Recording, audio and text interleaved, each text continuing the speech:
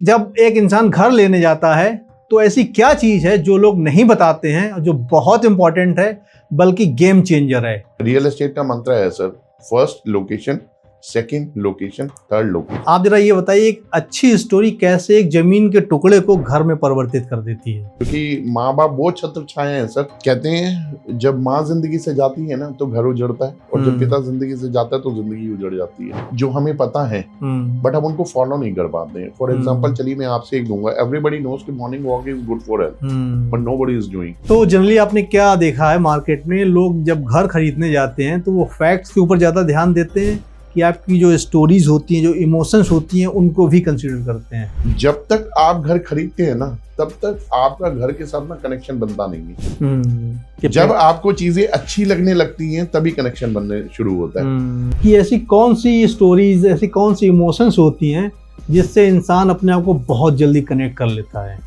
Near by आपका senior citizen library है, आपके पेरेंट्स वहां जा सकते हैं। The story of availability, the story of library, the connection between library and your grand parents. नमस्कार दोस्तों, मैं हूं पुनीत कुमार त्रिवेदी, आपका दोस्त और होस्ट। जैसा कि आप जानते हैं, हम हर हफ्ते एक नया एपिसोड के साथ आपके सामने प्रस्तुत होते हैं। तो इस बार हम जो पॉडकास्ट करने जा रहे हैं उसमें बहुत ही इम्पोर्टेंट पर्सन है हमारे साथ, सपनों का घर। एक ऐसा सपना जो हम सब देखते हैं, हमारा घर।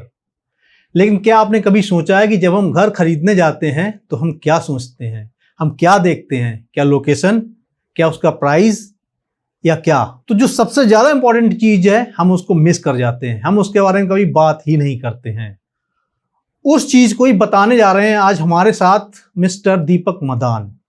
ये एक रियल एस्टेट कोच और कंसल्टेंट हैं। इनका बहुत ही नाम है हमारी इंडस्ट्री में, लोग इनको जानते हैं। आप किसी से भी बात करेंगे तो वो दीपक सर के बारे में जरूर बताएगा। दीपक जी ने एक द स्टेटली प्रॉप सॉल्यूशन के नाम से एक फर्म भी खोल रखी है जो आप जैसे लोगों की मदद करती है अपने सपनों का घर ढूंढने में। तो चलिए शुरुआत करते हैं अपने पॉडकास्ट की। दीपक जी, आपका बहुत बहुत स्वागत है हमारे चैनल पे। तो सबसे पहले आप हमारे दर्शकों को जरा ये बताइए कि जब एक इंसान घर लेने जाता है तो ऐसी क्या चीज है जो लोग नहीं बताते हैं, जो बहुत इंपॉर्टेंट है बल्कि गेम चेंजर है, ना ही एक रियल एस्टेट कंपनी के लिए बल्कि एक आम इंसान के लिए। तो जरा शुरुआत हम उसी से करने जा रहे हैं, तो जरा बताइए हमें Deepak ji. First of all sir, thank you so much. मैं हमेशा आभार व्यक्त करता हूँ, आप अपने स्टूडियो में मेरे को इनवाइट करते हैं। और मैं इस क्वेश्चन का आंसर दूं उससे पहले बताना चाहूँगा, मेरा नाम दीपक मदान, जैसा आप बता ही चुके हैं, और मेरी फर्म का नाम है द स्टेटली प्रॉप सॉल्यूशंस। देखिए, घर ढूंढना, क्या लोकेशन रहेगी, क्या फैक्टर रहेंगे, क्या बेसिक पॉइंट्स है, क्या बुलेट पॉइंट्स है जो आपको याद रखनी है। सबसे पहले बताना चाहूंगा जो मेरी कंपनी का कॉन्सेप्ट है ना, that is based on stories and festival celebration.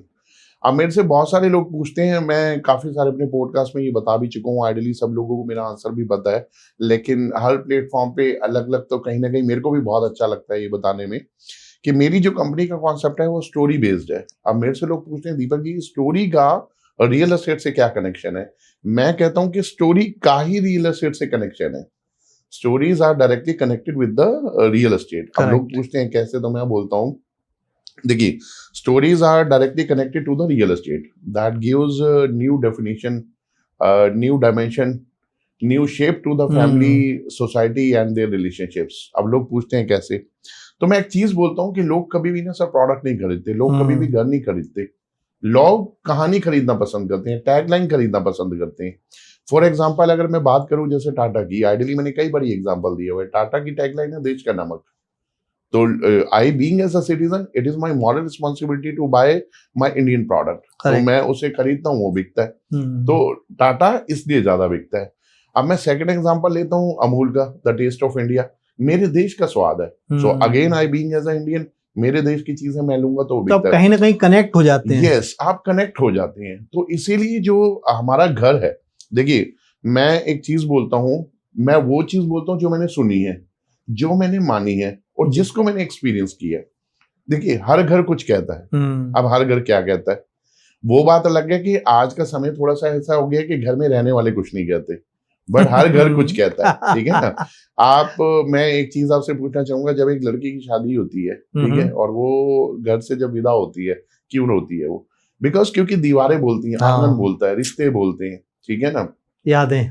जब एक लड़का अपनी जॉब के लिए या अपने बिजनेस को एक्सपैंड करने के लिए अपने घर से बाहर जाता है, ठीक है, आइडियली फादर नहीं रोते क्योंकि वो बच्चे को कमजोर नहीं करना चाहते, लेकिन अंदर से रो रहे होते हैं बिकॉज क्योंकि जब तक वो थे तो कहानी थी, ठीक है ना, हर घर की एक कहानी है, ठीक है ना, कहानी घर घर की। परफेक्ट। तो जो भी रिश्ते घर में है ना उनकी कहानी है। और अल्टीमेटली देखिए मैं एक चीज बोलता हूँ, जिंदगी भी ना एक कहानी है। वो कहते हैं ना कि जिंदगी कुछ भी नहीं तेरी मेरी कहानी है। तो स्टोरीज हमेशा कनेक्ट रही हैं सर, लेकिन आज का जो समय आ गया है, ठीक है, जिस हिसाब से रियल एस्टेट वास्ट जा रहा है, जिस हिसाब से जॉइंट फैमिलीज जो है न्यूक्लियर में कन्वर्ट हो रही है, तो स्टोरीज कहीं ना कहीं हमारी लाइफ से निकलती जा रही है, ठीक है ना।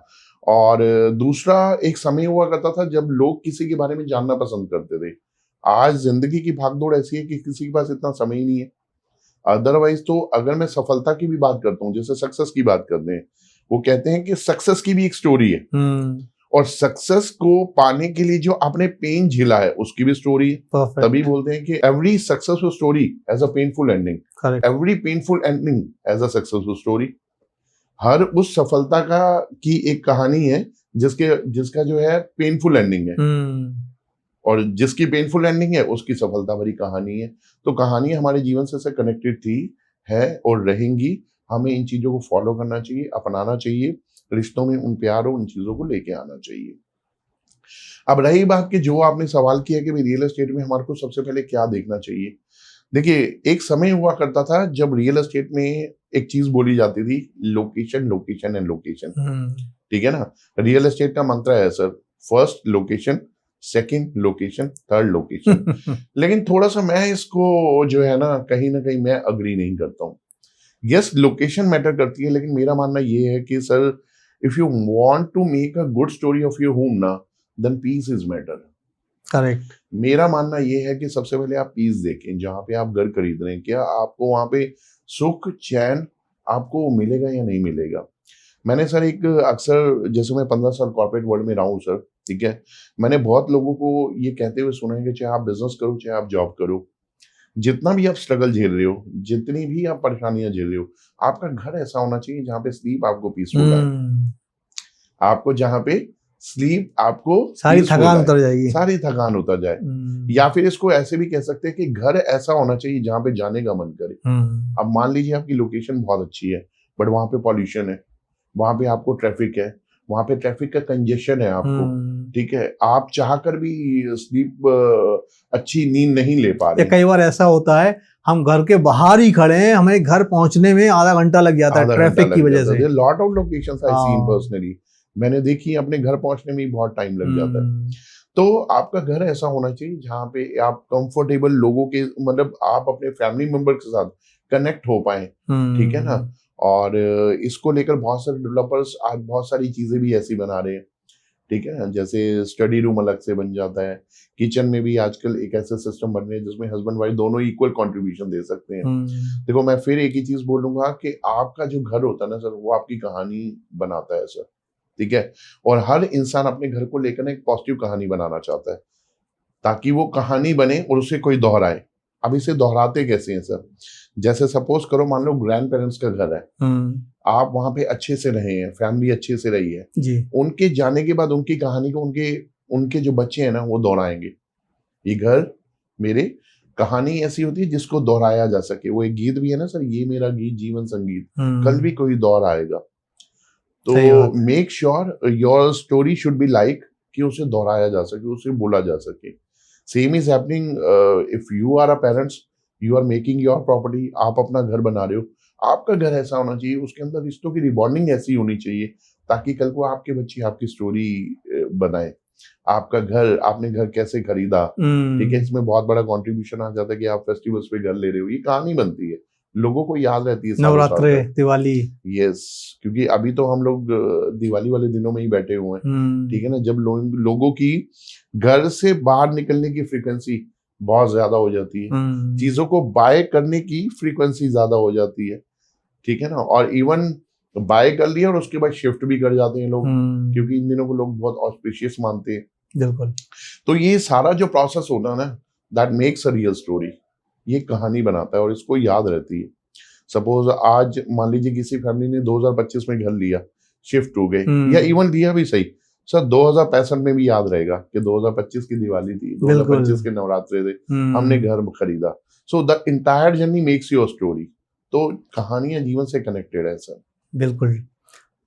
अब दीपक जी जरा ये बताइए, ये जो स्टोरीज होती हैं या ये एक मार्केटिंग गिमिक है, एक मार्केटिंग स्ट्रेटजी है, कंपनियां सिर्फ अपना घर बेचना चाहती हैं, या वास्तव में ये मार्केटिंग स्ट्रेटजी से कुछ और बढ़ के है, कुछ और ज्यादा है?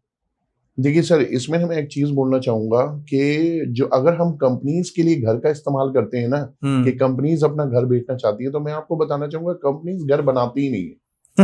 कंपनी मकान बनाती है, कंपनी ढांचा बनाती है।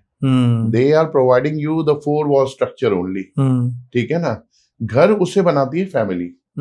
जब कोई उसे खरीदता है, उसमें परिवार आता है, ठीक है, उसमें भाई बहन है, भाई भाई है, माँ बेटा है, ठीक है, और फादर और डॉटर है, जो बड़ी अजीब रिबॉन्डिंग है, बहुत अच्छी रिबॉन्डिंग है।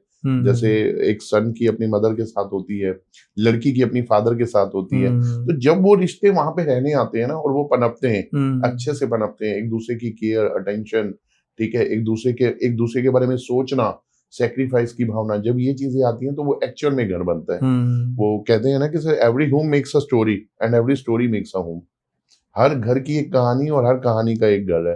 तो मैं डेवलपर्स के लिए एक चीज बोलूंगा सर, वो मकान बनाते हैं, वो घर नहीं बनाते। घर जब बायर लेता है, फैमिली आती है, उसमें वो रहना शुरू करते हैं, तब जाके वो घर बनता है और वहां पे स्टोरीज बनना शुरू होती हैं, ठीक है ना। उसमें स्टोरीज बच्चों को सिखाने के लिए पेरेंट्स ही इस तरीके से बिहेव करते हैं, ठीक है ना, कि ताकि उन्हें समझ आता है कि देखो, अब एक फादर का सेक्रीफाइस है, बेटा बखान करे या ना करे, लेकिन बेटी कभी नहीं भूलती कि मेरे फादर ने कितना सेक्रीफाइस करके घर बनाया, ठीक है, हमें पाला पोसा बड़ा किया, मेरी शादी की, ठीक है ना, और आज हमें इस मुकाम पे खड़ा किया just because of the sacrifice, story of sacrifice of my father, ठीक है ना। इसको हम थोड़ा सा ऐसे बोलते हैं, not sacrifice, story of the sacrifice. और अगर मैं माँ और बेटे की बात करता हूँ, ठीक है, बेटा सर माँ का हमेशा प्यारा होता है, ठीक है। फादर उसको कितना भी डांट ले, लेकिन उसको इस जहान में बचने की एक ही जगह मिलती है, और वो होती है माँ का आंचल, ठीक है। तो वो इवन उसके फादर यानी कि अपने पति से भी उलझ जाती है कि नहीं, एक ही लाल है, एक ही बेटा है, या 2 भी बेटे हैं, तो इनको कुछ मत कहो। तो माँ और बेटे की रिबॉन्डिंग, ठीक है, इनका कोई अल्टरनेट नहीं है, बेटी और फादर, इनका कोई अल्टरनेट नहीं है। तो यहाँ पे मैं बोलूंगा story of great love between son and mother, जहां पे हर चीज का बचाव है। कहते हैं, देखिए, गुनाह ऐसा नहीं होना चाहिए कि जिसको माफ ना किया जा सके, लेकिन माँ का आंचल वो आंचल होता है जहां पे आप गुनाह सिर्फ कबूल भी कर लेते हैं ना, तो माफी ही माफी जैसे, ठीक है। बहुत तो अच्छी बात है। यहाँ पे मैं बोलूंगा the story of, again the story of great love between son and mother. तो यहाँ पे वो कहानी बनती है। आप सर अगर मान लो 2 भाई रह रहे हैं, ठीक है, आजकल तो चलो अगर मैं भाइयों की बात करता हूँ तो देखो, there are lot of examples in the society, ठीक है, भाई भाई के लिए नहीं रह रहा, ठीक है। एक समय हुआ करता था सर कि जब एक घर के अंदर किचन एक हुआ करती थी, और फैमिली मेंबर 10, 12, 15, 20 भी रहते थे, एक साथ बैठ के खाते थे। हाँ, बिकॉज वो करते क्या थे, वो अपनी स्टोरीज बनाते थे। मैं एक एग्जांपल लेना चाहूंगा सर, वो एग्जांपल आप अयोध्या का ले लीजिए, ठीक है। अयोध्या को मैं बोलूंगा is the perfect example if you want to learn a real stories के रिलेशन निभाए कैसे जाते हैं। आप ये देखिए सर, 3 माताएं थी, केकई माता, कौशल्या एंड सुमित्रा, एंड तीनों बहनों की तरह रहती थी। और जबकि 4 सुपुत्र थे, चारों अलग अलग से थे, लेकिन चारों हर माँ को प्यारे थे। वो तो समय का खेल है कि चलो ठीक है, कुछ बीच में दुविधा, या वो कहते हैं ना कि हमेशा घर की कहानी खराब होती है किसी तीसरे व्यक्ति की वजह से, घर के व्यक्ति की वजह से नहीं होती, ठीक है ना। तो अयोध्या अपने आप में परफेक्ट एग्जांपल है। और रामायण की अगर मैं बात करता हूँ, तो रामायण अगर मैं भाई भाई की बात करूँ, जैसे अभी हम लोगों ने माँ और बेटे के ऊपर बात की है, अभी हम लोगों ने बेटी और फादर के ऊपर बात की है, तो रामायण आज की जनरेशन को ना एक बहुत अच्छा एग्जांपल देती है, ठीक है। जैसे अभी रिसेंट में दशहरा गया है, ठीक है ना, अभी दिवाली का टाइम चल रहा है, तो अक्सर लोग बोलते हैं, अब देखो फैमिली तो अच्छा मैसेज देती है कि भाई हो यार तुम साथ रहना, एक पिता हमेशा अच्छा मैसेज देता है कि कल मैं रहूं या ना रहूं, तुम दोनों एक दूसरे का सहारा बनना। फादर की तो बहुत सारी लर्निंग्स होती हैं, बहुत सारे लेसन्स होते हैं जो अपने बच्चों को सिखाते हैं। अब बच्चे कितना फॉलो करते हैं वो एक अलग बात है, ठीक है, और कर पाते भी हैं या नहीं कर पाते, क्योंकि आज सोसाइटी में कुछ ऐसी भी चीजें चल रही हैं जो ज्यादातर चीजों को फॉलो नहीं कर पाते हैं। तो रामायण के बारे में अक्सर मैंने लोगों से एक चीज सुनी है कि रावण जो था, राम की जीत किस लिए हुई थी? तो राम की जीत इसलिए हुई थी कि भी राम का भाई राम के साथ था और रावण का भाई रावण के साथ नहीं था। आप इस बात से सहमत? बिल्कुल। आप सहमत है, हमारा समाज सहमत है, हमारी सोसाइटी सहमत है।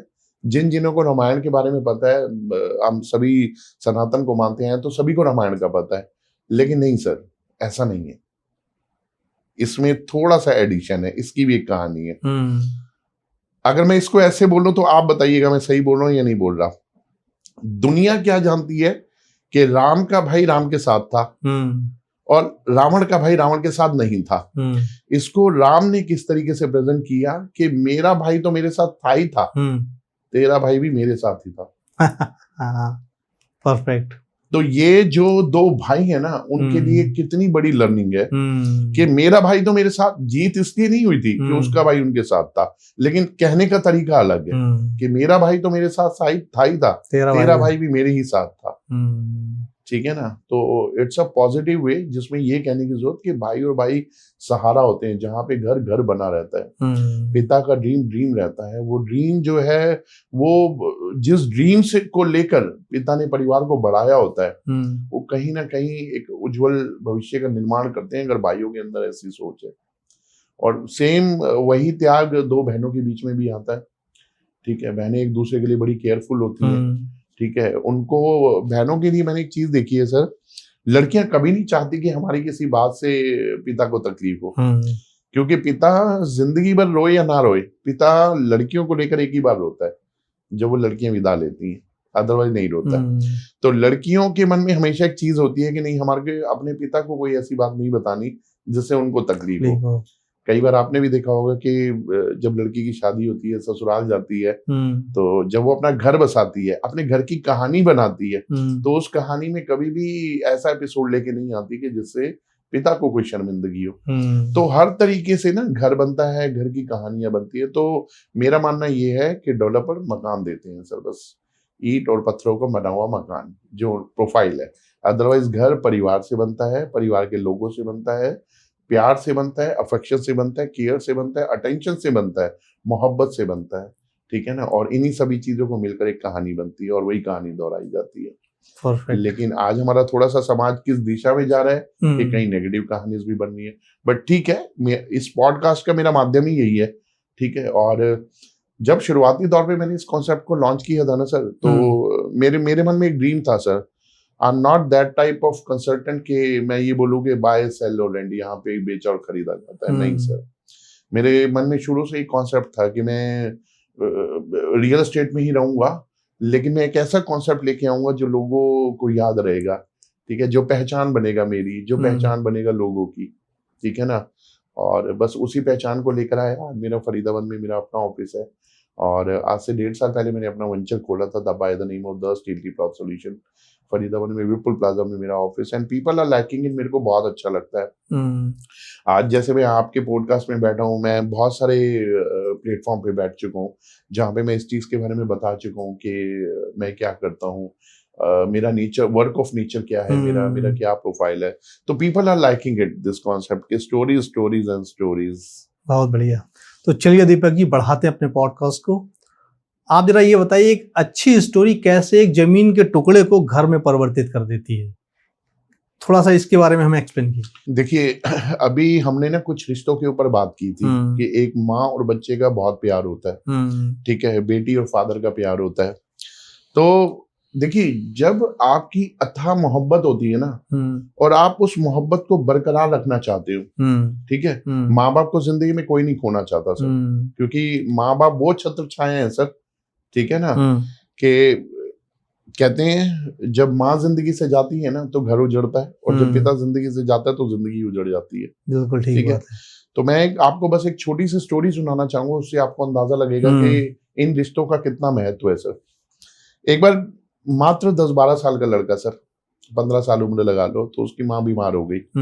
ठीक है, उसकी माँ इस कदर बीमार हुई कि नीम हकीम ने बोला कि भाई अब तो भगवान ही कुछ कर सकता है। ठीक है, भगवान का ही कोई फैसला हो तो तुम्हारी माँ ठीक हो सकती है। तो वो बच्चे को कोई समझ थी नहीं, उसने कुछ नहीं पूछा कि ये भगवान कौन है, कहाँ मिलेंगे, कैसे।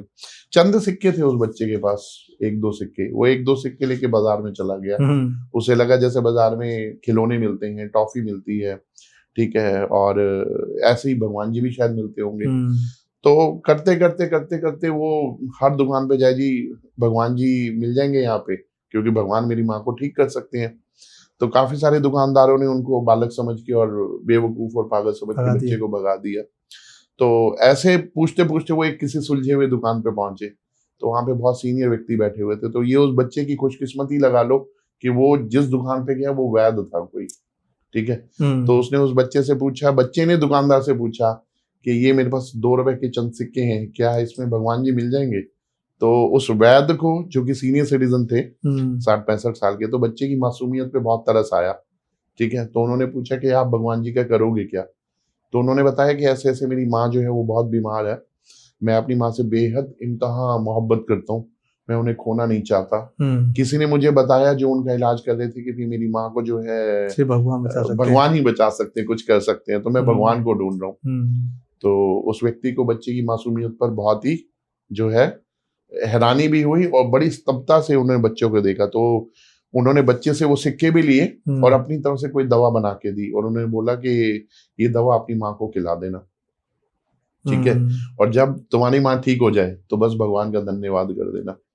तो बच्चे ने ठीक वैसे ही किया, वो अपने घर में गया, क्योंकि वो वैद्य थे, तो बच्चे की वो वैद्य की दवाई उन्होंने अपनी माँ को दी और वो माँ जो थी वो ठीक हो गई। ठीक हो गई तो उन्होंने यही स्टोरी अपनी माँ को बताई कि ऐसे ऐसे तुम बीमार थी, तुम्हें पता नहीं था, और जो इलाज कर रहे थे उन्होंने बोला भगवान ही कुछ कर सकते हैं। तो मैं मार्केट में गया तो मैंने वैद्य जी ढूंढे। ठीक है, जो वैद्य थे वो मेरे को बाय डिफॉल्ट मिले और उन्होंने मेरे को दवाई दी और तुम स्वस्थ हो गई। तो आप देखिए, जब स्वस्थ हुई तो माँ ने देखा कि जो बच्चा प्रयास कर ही नहीं सकता था, 10-15 साल का बच्चा क्या करेगा, दुआओं में कितनी कीमत है। Now this is a story. आप एक बताइए, ये कहानी तो है ना, जो आज आप मेरे से पूछ रहे हो और मैं आपको सुना रहा हूँ, और हम दोनों इस पॉडकास्ट के माध्यम से हम दुनिया को बता रहे हैं। Everything is a story. Every attempt you are doing, every act you are doing ना is a story, is a real story.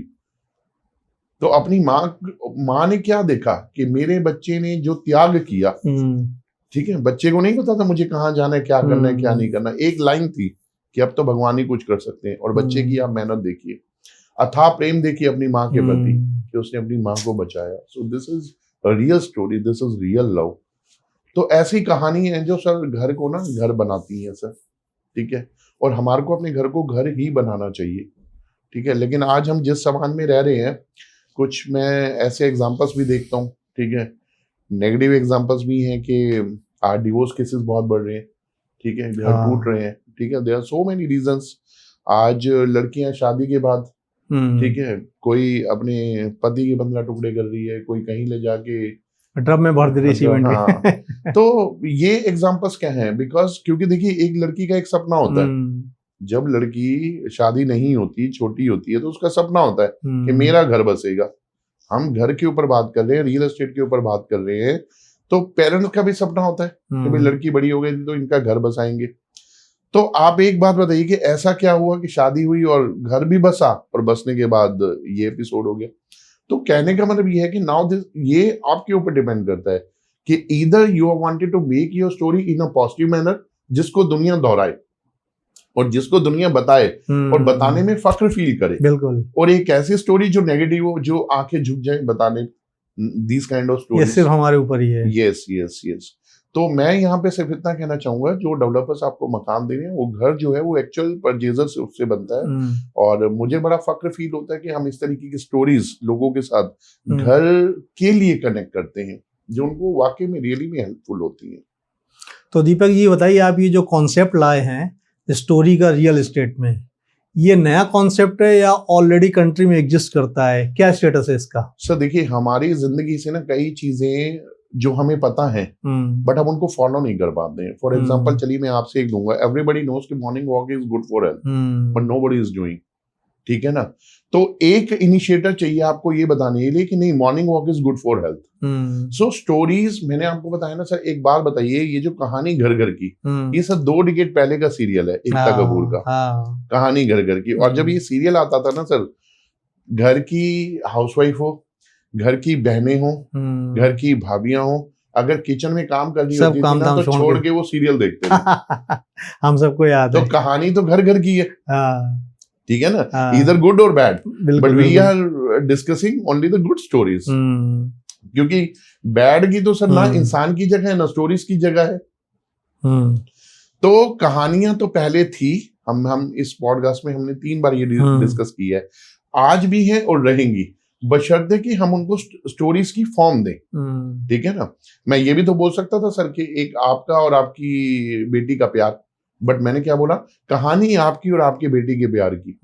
मैं ये भी बोल सकता था कि एक माँ और बेटे का प्यार, लेकिन मैंने ये बोला कहानी एक माँ और बेटे के प्यार की। भाई और भाई, ठीक है, भाई भाई का प्यार इनफ वर्ड है, ठीक है ना, लेकिन मैंने ये बोला कि भाई और भाई की कहानी जिसको दुनिया दोहराए। देखिए कहानी वो जिसे दोहराया जा सके और जिसे दोहराते समय फक्र महसूस हो, वो कहानी नहीं जिसे ना तो दोहराया जाए और दोहराते वक्त फक्र फील ना हो। तो ये कहानियों ने ही मेरे को मोटिवेट किया और बस मैं इसी तरीके से अपने लोगों के साथ, अपने कनेक्टेड लोगों के साथ कनेक्ट करता गया और सबसे बड़ी बात कि लोगों को पसंद आई।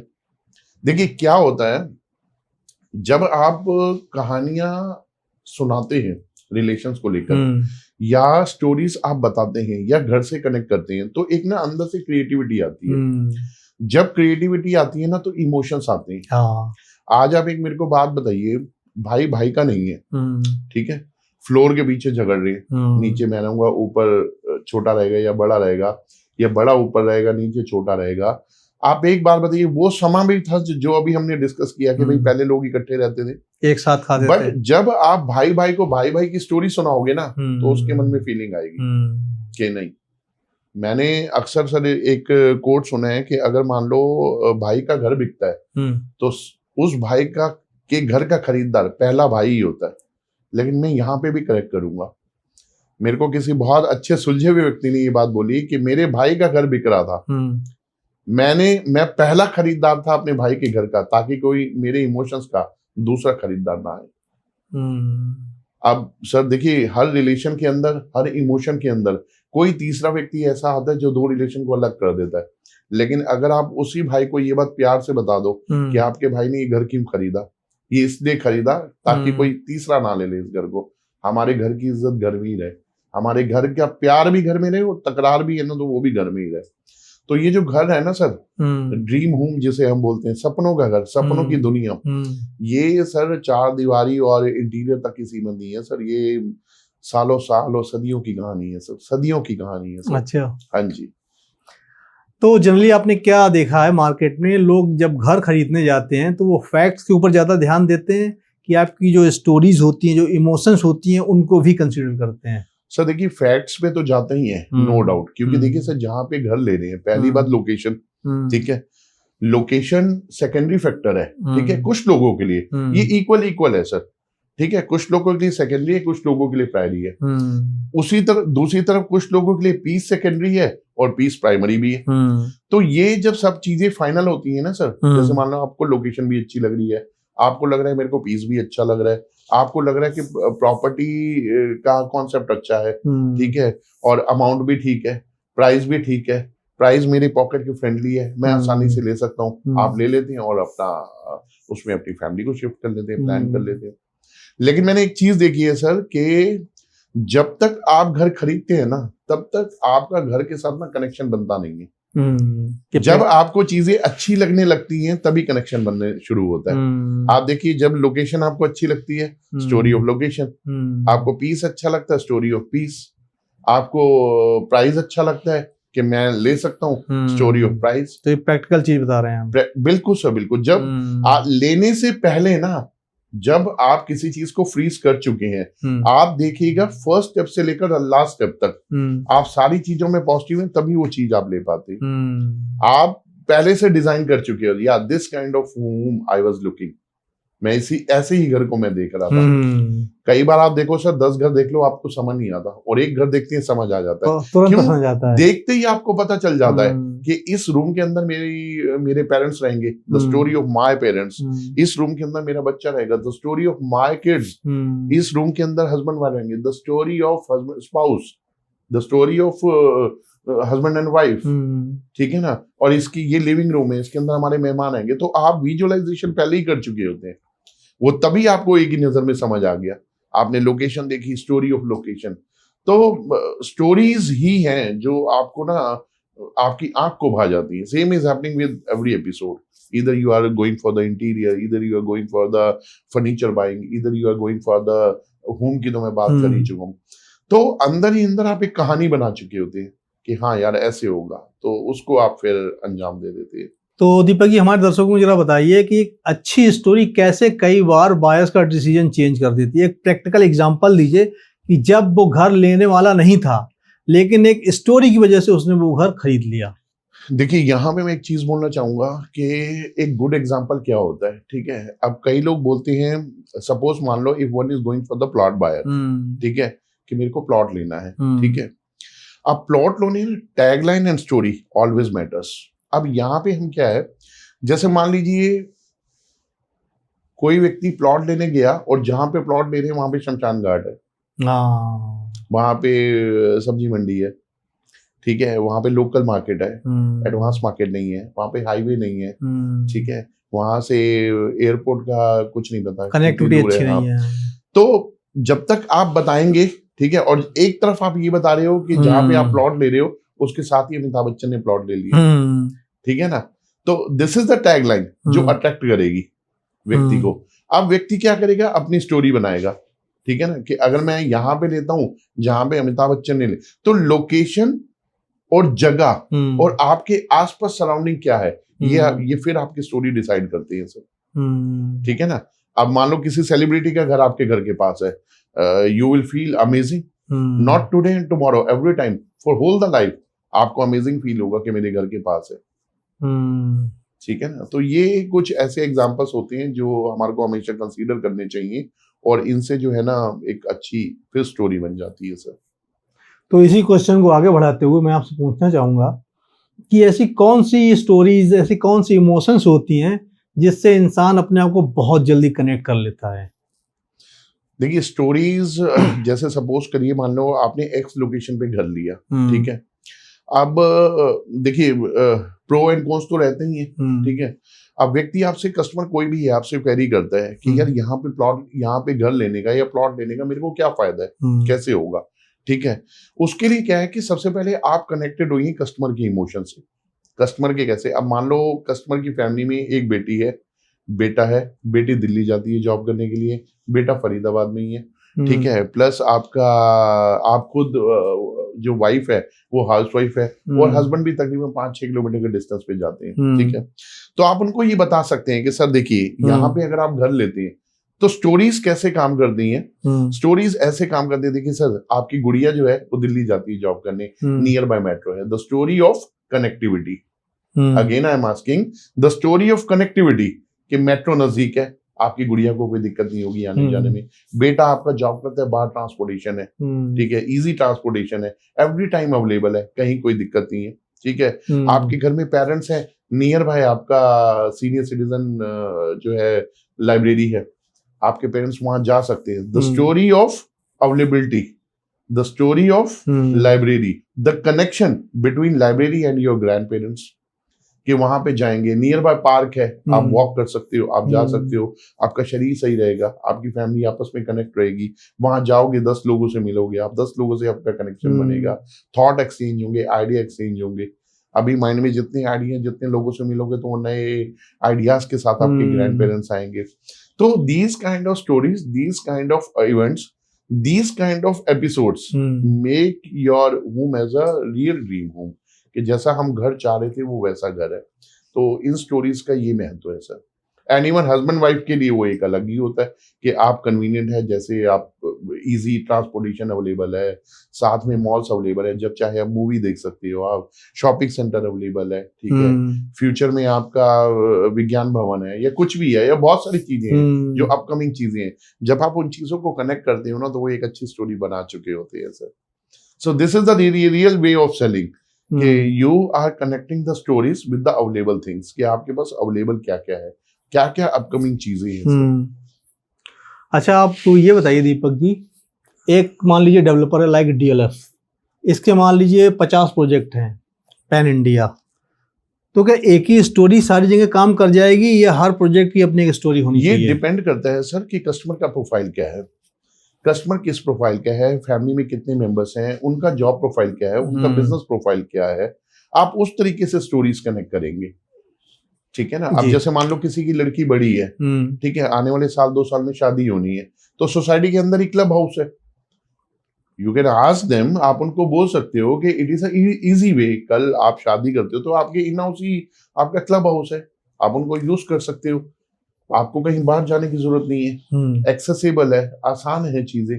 तो जब आप इस तरीके की स्टोरीज कनेक्ट करते हो ना सर, अवेलेबिलिटीज की और उनकी रिक्वायरमेंट की, तो वो चीजें बहुत आसान हो जाती हैं। और ऐसा नहीं है कि एक ही स्टोरी हर जगह काम आती है।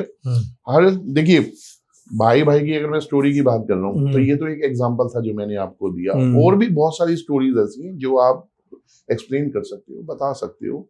और देखिए क्या होता है कि स्टोरीज खाली ऐसा नहीं कि हमने कोई कहानी सुनानी है, स्टोरीज का मतलब by which ways you are connecting to the customer requirement, to the availabilities, That should be real. Yes, वो रियल है।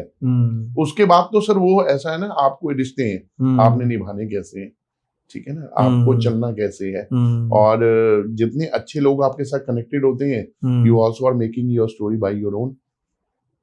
अगर मेरे अच्छे मित्र हैं तो मेरी अच्छे मित्रों की कहानी है ना, अगर मेरे अच्छे शत्रु भी हैं तो अच्छे शत्रुओं की कहानी है। But I always look a better part of my life ना, मैं तो ये देखूंगा कि मेरे अच्छे मित्र हैं, और ये कामना करूंगा कि जितने शत्रु हैं तो वो बहुत जल्दी मित्र में कन्वर्ट हो जाए। ठीक है ना। So these are the stories, हर चीज अपने आप में कहानी है।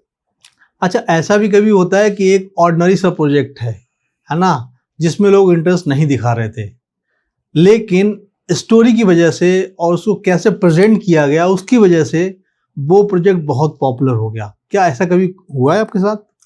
देखिए क्या होता है, आइडियली लोग फुटफॉल को वैल्यू देते हैं, भाई एक प्रोजेक्ट पे कितने लोग जा रहे हैं, ठीक है ऐसे बहुत सारे प्रोडक्ट जिन पे आपको लगेगा कि लोग जाना पसंद नहीं कर रहे, ठीक है, क्योंकि लोकेशन दूर है या कोई भी उनको ग्लिच आ रहा है। तो यहाँ पे एक दूसरा कॉन्सेप्ट हम कर सकते हैं, वो है आपका फेस्टिवल सेलिब्रेशन।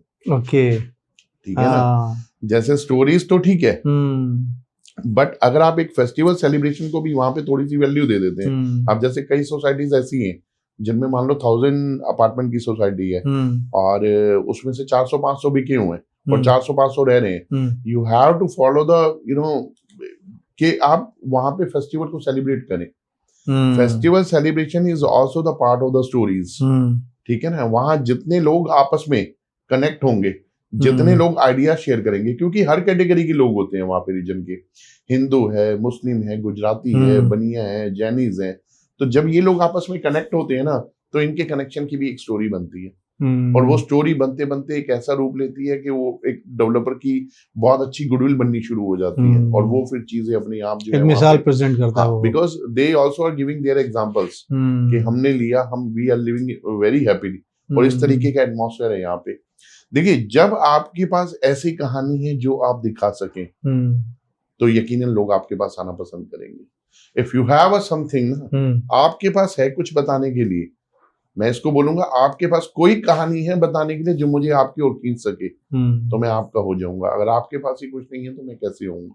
कुछ नहीं का मीन्स कहानी। अच्छा, कुछ ऐसा भी होता है स्टोरीज में कि कुछ कॉमन बातें हों, जैसे मान लीजिए 10 बिल्डर हैं यहाँ पे, तो एक स्टोरी को टेल करने में, एक स्टोरी को बताने में, एक स्टोरी क्रिएट करने में कौन कौन सी ऐसी बातें हैं, कॉमन बातें, जिनको हमें ध्यान रखना चाहिए?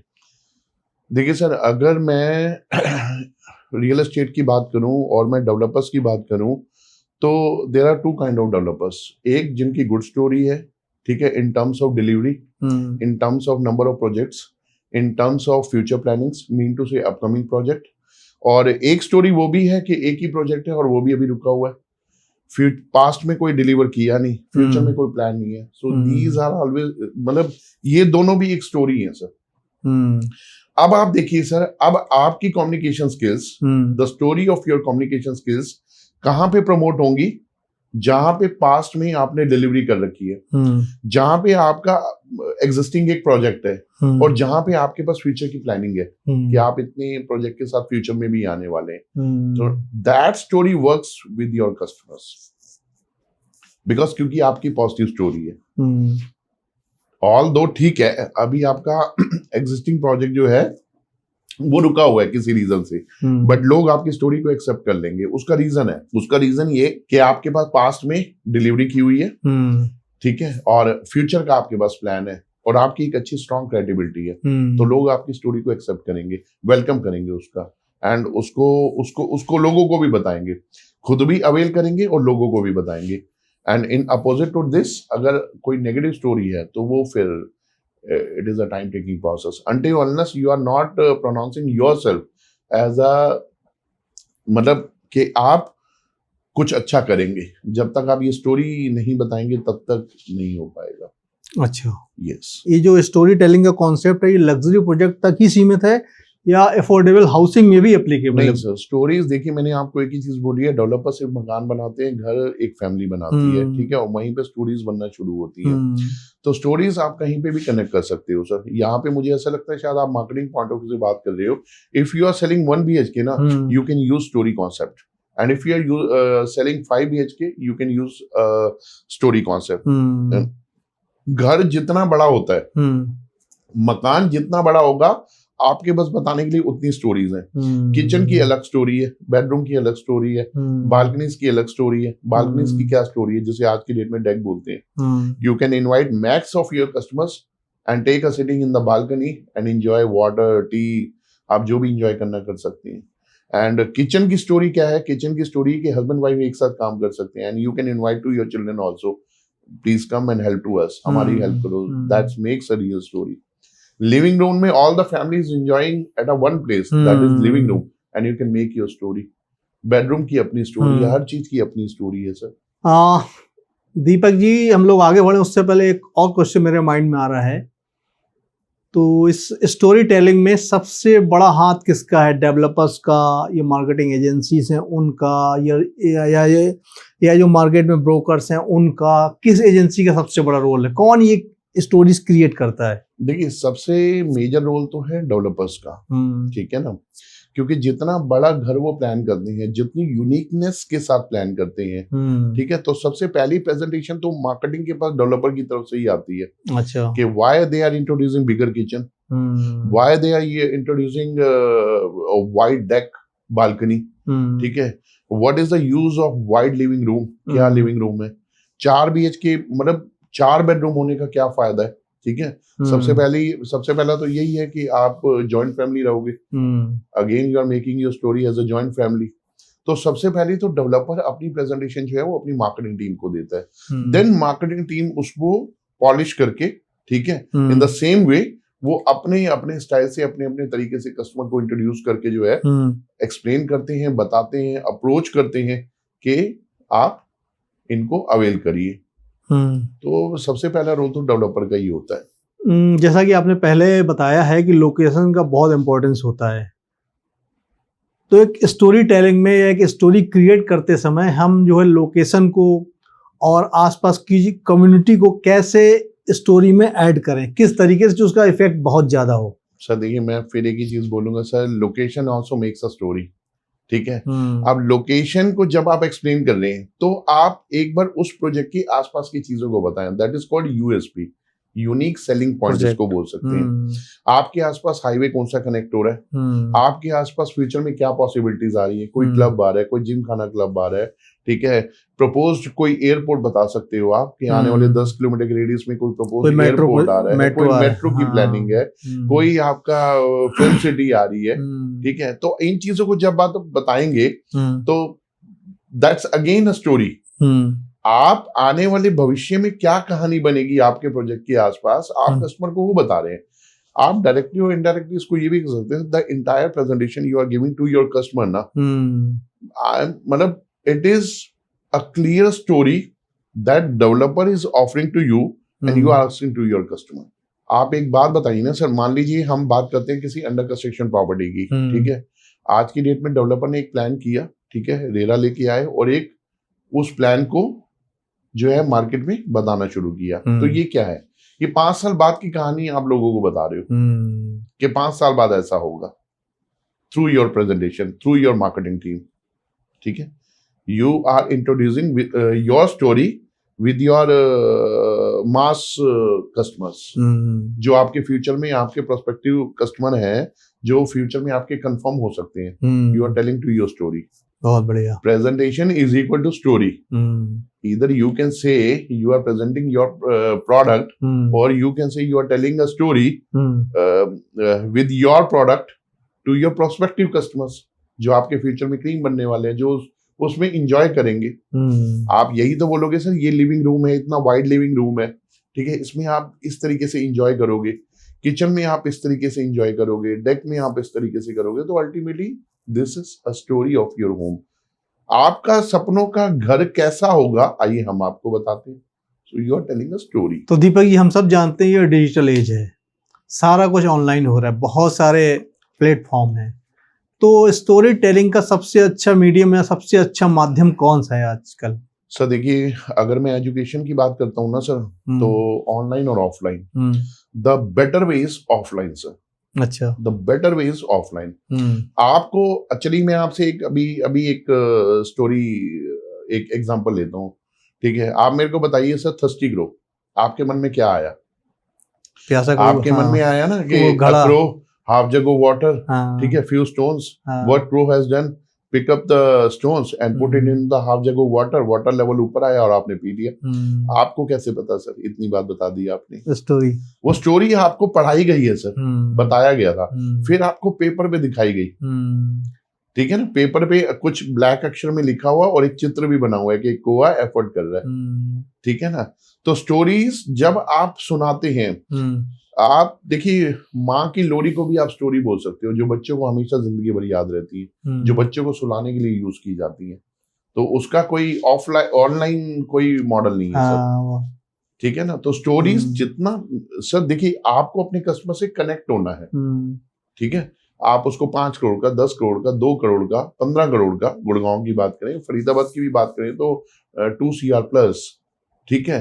तो स्टोरीज तो आप आमने सामने ही तो बताएंगे जब आपका पर्सनल इंटरेक्शन होगा।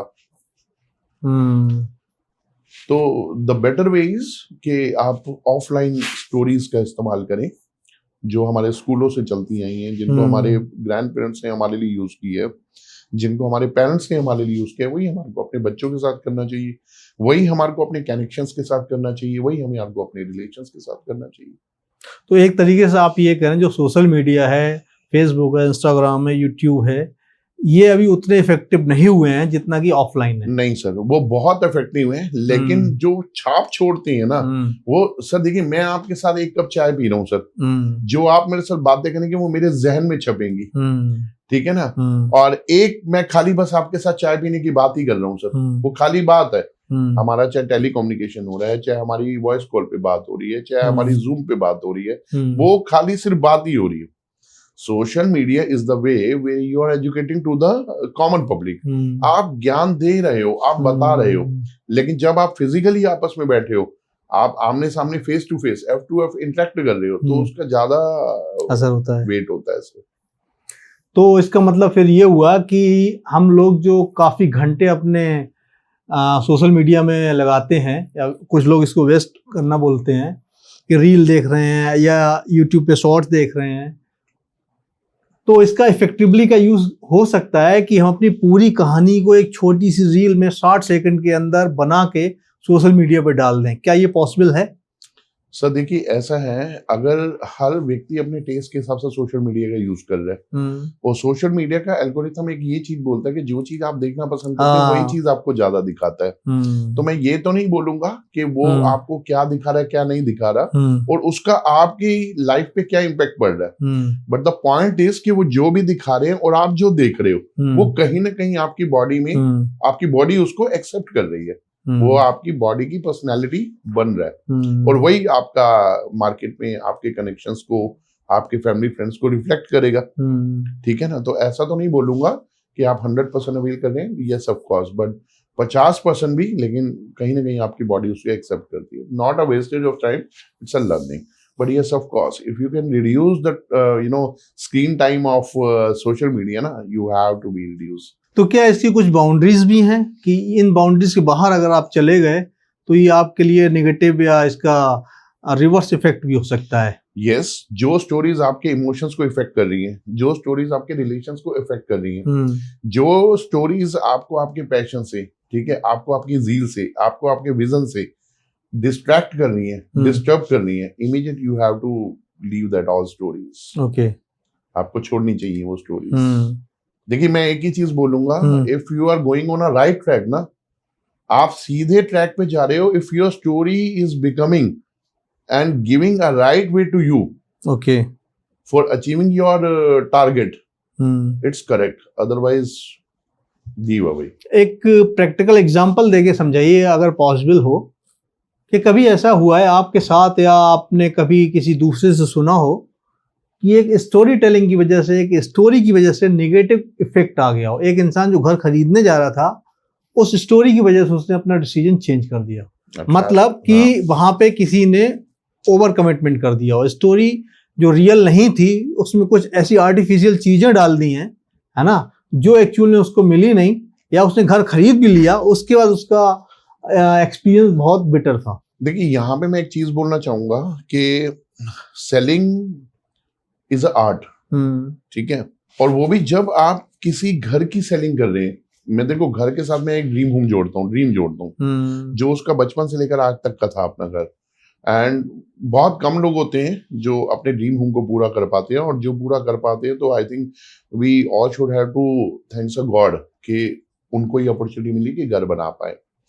तो पहली बात तो जितने भी कंसल्टेंट्स हैं, जितने भी लोग हैं, तो I would suggest to everyone के ask them a real story, what is going to be happen surrounding, जहां पे वो घर ले रहे हैं उनके आसपास क्या होने वाला है, बिकॉज क्योंकि मेरा मानना ये है कि कभी भी किसी के इमोशंस के साथ खिलवाड़ नहीं होना चाहिए। बिल्कुल बिल्कुल, ठीक है ना। तो यहाँ पे प्रैक्टिकल एग्जांपल देखिए, मैं किसी और का तो नहीं, लेकिन मैं अपनी बात कहना चाहूंगा कि मैं जब प्रेजेंटेशन देता हूँ तो मेरी प्रेजेंटेशन ए से लेकर जेड तक जब स्टार्ट होती है, that all the presentation is on the right way, वो होती है, ठीक है, मैं उसे सही दिशा में ही लेके जाता हूँ, और जिससे ताकि उसका डिसीजन सही दिशा में रहे।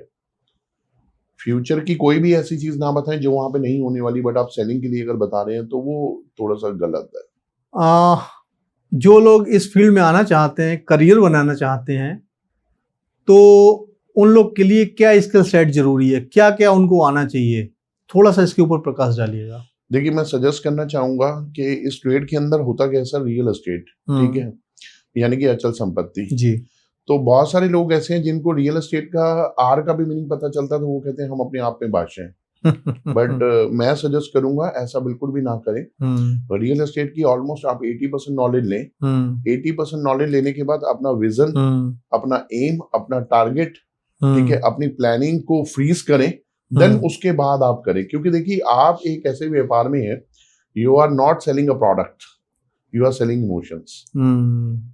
You are selling emotions. Perfect. You are not selling, you are selling a dream. आप किसी को सपना दे रहे हो सर, ठीक है ना।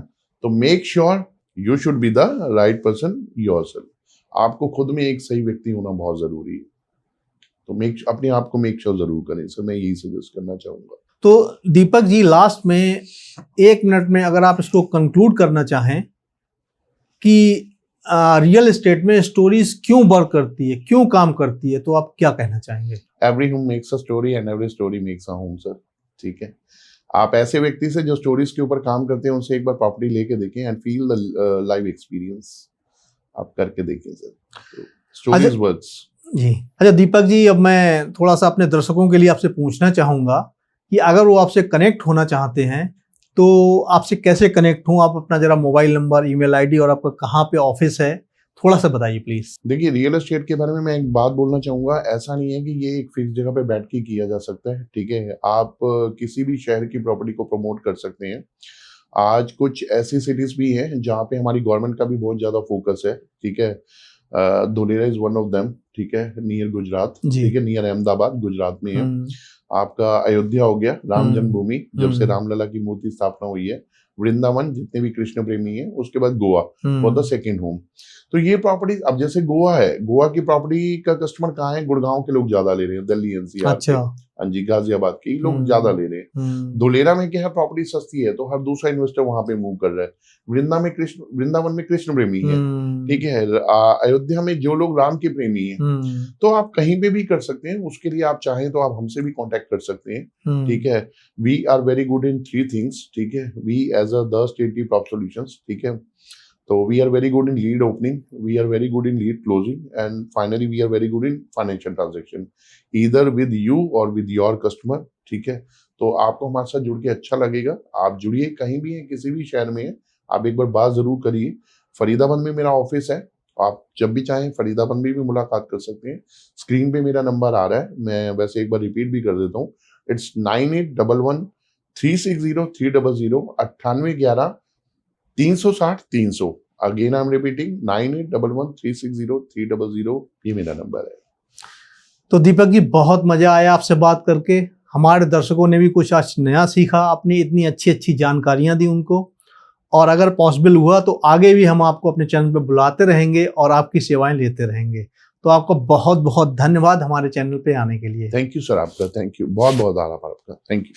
तो दर्शकों, आपको कैसा लगा ये पॉडकास्ट हमें जरूर बताइएगा। और अगर पसंद आया हो तो इसको लाइक कीजिएगा, शेयर कीजिएगा और आपको जो व्हाट्सएप ग्रुप बना है उसमें तो जरूर ही शेयर कीजिएगा। तो ऐसे ही अपना प्यार बनाए रखिए। अगले हफ्ते मिलते हैं एक नई पर्सनालिटी के साथ। नमस्कार।